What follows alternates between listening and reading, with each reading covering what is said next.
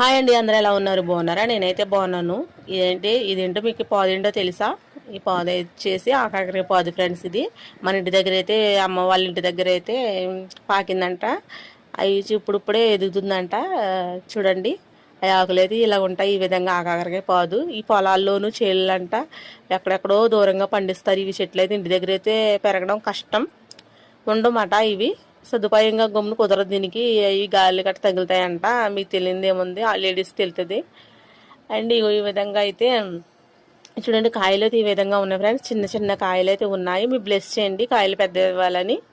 దీని కూడా బ్లెస్సింగ్సేనా? మరి ఉండాలి కదా బ్లెస్సింగ్స్. దేనికైనా బ్లెస్సింగ్స్ ఉంటేనే కదా మనం ముందుకు వెళ్ళేది.